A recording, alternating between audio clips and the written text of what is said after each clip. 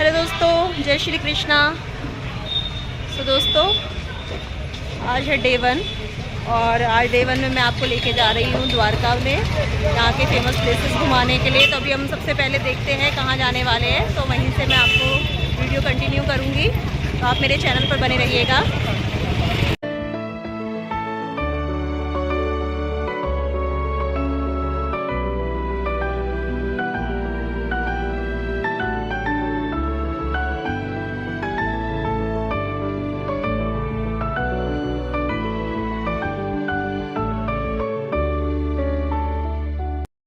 दोस्तों, अभी सबसे पहले हम द्वारका में आए हैं रुक्मणी देवी टेम्पल में। रुक्मणी जी जो कि श्री कृष्ण की पत्नी थी और कह सकते हैं कि उस वक्त आपको पता ही है उनको श्राप मिला था कान्हा जी से, कह सकते हैं कि दूरी का।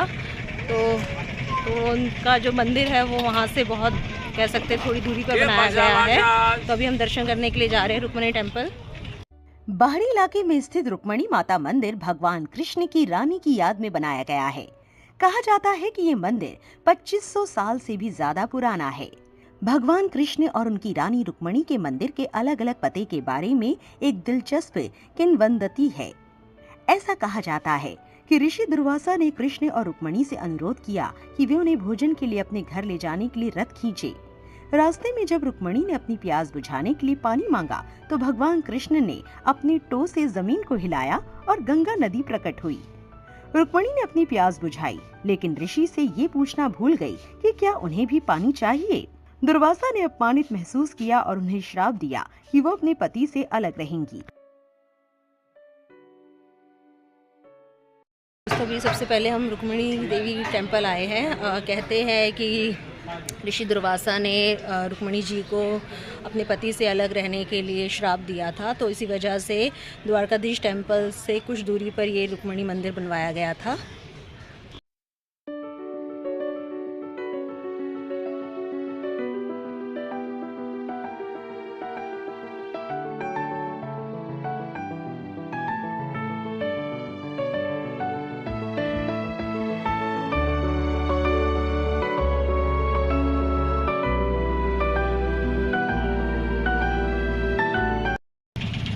तो दोस्तों, रुक्मणी देवी के दर्शन के बाद अब हम आए हैं नागेश्वर ज्योतिर्लिंग, जो कि 12 ज्योतिर्लिंगों में से एक है। तो अभी हम उसी ज्योतिर्लिंग के दर्शन करने जा रहे हैं। नागेश्वर ज्योतिर्लिंग ये प्रतिष्ठित स्थल भारत में 12 ज्योतिर्लिंगों यानी कि स्वयं प्रकट शिवलिंग में से एक का घर है। लाल इमारत शहर से थोड़ी दूरी पर स्थित है। एक बड़े हॉल के अंत में शिवलिंग के साथ मुख्य गर्भगृह है। मंदिर के करीब एक और महत्वपूर्ण आध्यात्मिक स्थान है जिसे गोपी तालाब तीर्थ कहा जाता है। ऐसा कहा जाता है कि यहीं पर दारुका नामक राक्षस ने सुप्रिया द्वारा ओम नमः शिवाय के जाप से भगवान शिव का आह्वान हुआ और वे यहाँ पहुँचे और राक्षस को परास्त किया। यहाँ एक स्वयंभू शिवलिंग प्रकट हुआ और आज भी इसकी पूजा की जाती है। गाइस, ये है 12 ज्योतिर्लिंग में दारुका वन श्री नागेश्वर महादेव। बहुत अच्छे दर्शन हुए बाबा के। देखिए, भीड़ भी बहुत कम है, आराम से दर्शन हो रहे हैं। दोस्तों, नागेश्वर ज्योतिर्लिंग जहाँ पर महादेव की नाग रूप में और माता पार्वती की नागिन के रूप में पूजा की जाती है जोड़े में।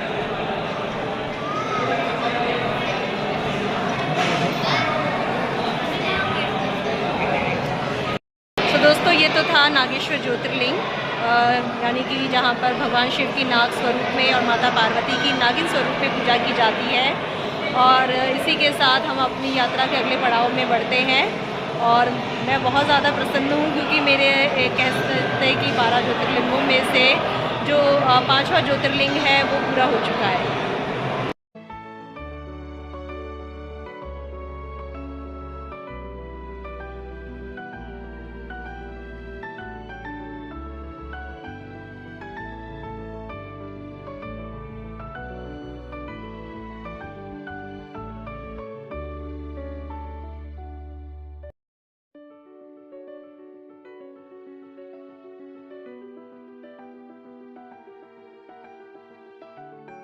दोस्तों, नागेश्वर ज्योतिर्लिंग के बाद अब हम आए हैं गोपी तालाब।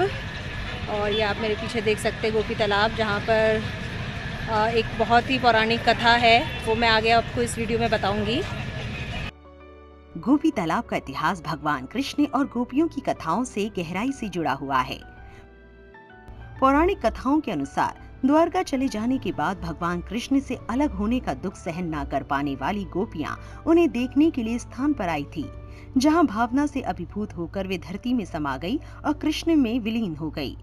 इसी घटना के बाद इस स्थान को गोपी तालाब के नाम से जाना जाने लगा, जिसके आसपास की मिट्टी को गोपी चंदन कहा जाता है, जो अत्यधिक पवित्र मानी जाती है और भक्तों द्वारा इसे तिलक के रूप में उपयोग किया जाता है। भगवान श्री कृष्ण और गोपियों के प्रेम को समर्पित इस तालाब का द्वारका में अपना एक अलग स्थान है। इसके पवित्र जल, धार्मिक कथाओं और सुंदर वातावरण के कारण ये स्थान विशेष महत्व रखता है। द्वारका की यात्रा के दौरान गोपी तालाब का दर्शन करना एक अविस्मरणीय अनुभव होता है। दोस्तों, ये वही जगह है जहाँ पर कृष्ण वियोग में सारी गोपियाँ इस तालाब में समा गई थी, जब अर्जुन उन्हें मथुरा छोड़ने जा रहे थे उस वक्त।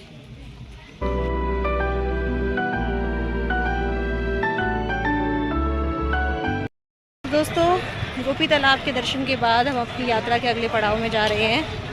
देखते हैं अब कहाँ हम आपको लेके जाने वाले हैं।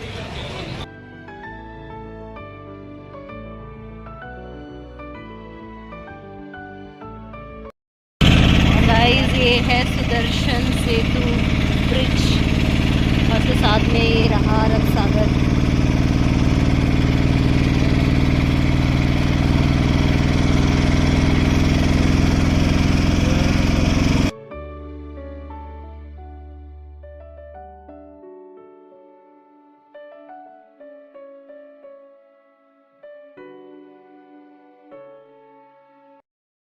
दोस्तों, अभी लास्ट आपने देखा था सुदर्शन सेतु ब्रिज, बहुत खूबसूरत है और उसके साथ में ही बसा है अरब सागर।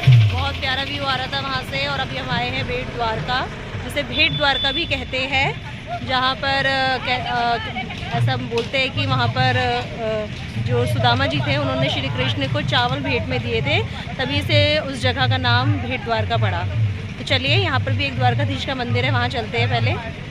भेट द्वारका ये जगह द्वारका से 30 किलोमीटर दूर समुद्र में एक छोटे से द्वीप के रूप में है।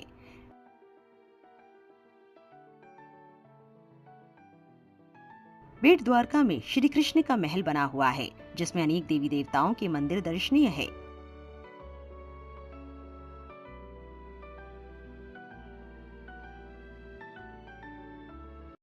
दोस्तों, द्वारकाधीश जो मंदिर है भेट द्वारका का, वो बंद है, वो 4:30 बजे खुलेगा। तो इसलिए भी हम आए हैं सोने की द्वारका देखने, जो कि एक म्यूज़ियम भी है और अंदर टिकट है शायद वहाँ पर अंदर जाने के लिए। तो चलिए देखते हैं क्या प्राइस है टिकट का और कैसी द्वारका है ये सोने की।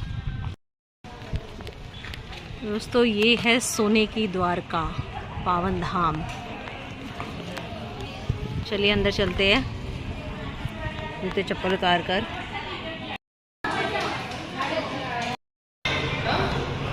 आपको श्री कृष्ण की कुछ झांकियों की झलक दिखाई देगी। यहाँ पर सोने की द्वारका के नाम पर एक खूबसूरत मंदिर बना हुआ है, जिसमें भगवान कृष्ण की जिंदगी चित्रों के रूप में दर्शाई गई है। ये खूबसूरत झांकियाँ हैं ना गाइस, मतलब कैसे श्री कृष्ण के जीवन की सारी लीलाएं आपको यहाँ देखने को मिलेगी। देखिए कैसे वो बांसुरी बजाया करते थे उस वक्त।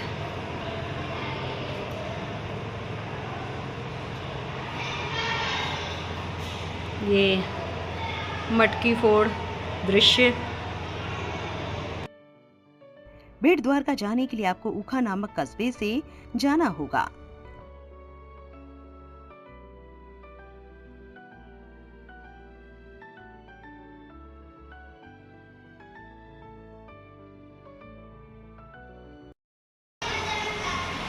ये है सोने की द्वारका, चारों धाम दशश्वता दर्शन के लिए।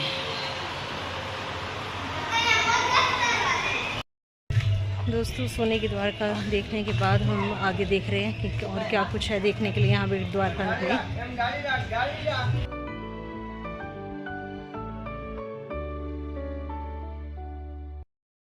तो बता ही दिया कि बेट द्वारका में आपको मोबाइल वगैरह बाहर ही जमा करने पड़ेंगे। अभी 4:30 बजे मंदिर खुलता है शाम में, दोपहर में ये बंद हो जाता है। 5 रुपये चार्जेस है, बाकी पर मोबाइल तो यही चार्जेस है। और जो छोटे स्लिंग बैग है, जो लेडीज़ पर्स है, वो आप अंदर लेकर जा सकते हैं। 15 से 20 मिनट में आपको नंबर आ जाएगा आराम से। हमारे भी दर्शन हो चुके हैं, अब हम आगे जा रहे हैं।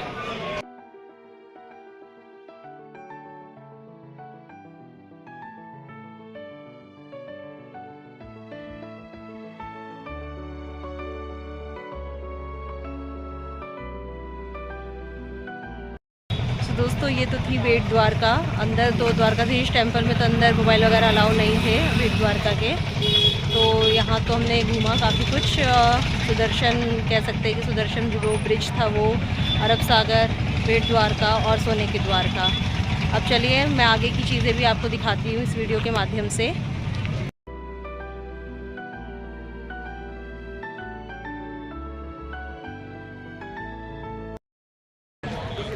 दोस्तों ये है सुदामा सेतु ब्रिज है ये, और अभी मेंटेनेंस की वजह से ये क्लोज्ड है ब्रिज, तो अंदर जा नहीं सकते, इसलिए मैं आपको बाहर से ये ब्रिज का नज़ारा दिखा रही हूँ। और देखिए इसके पास में कितनी सारी प्यारी प्यारी दुकानें हैं। दोस्तों ये है गोमती घाट, उसके ठीक पीछे आप देख रहे हैं ये है सुदामा सेतु। ये शाम का टाइम है। तो दोस्तों फाइनली जब हम जा रहे हैं द्वारकाधीश टेंपल, जो कि 4 धामों में से एक है, तो चलिए द्वारकाधीश के दर्शन करने चलते हैं। ये द्वारका का प्रमुख मंदिर है। इसे जगत मंदिर भी कहा जाता है। ये मंदिर 7 मंजिला है और 30 मीटर ऊंचा है। इसमें भगवान कृष्ण की मूर्ति प्रतिष्ठित है, जो 1 मीटर से भी ऊंची है और बहुत मनोहारी है। ये मंदिर तकरीबन 2500 साल पुराना है। वर्तमान मंदिर को राजा जगत सिंह राठौर ने बनाया है, इसीलिए इसको जगत मंदिर कहा जाता है। ये है तुलादान मंदिर।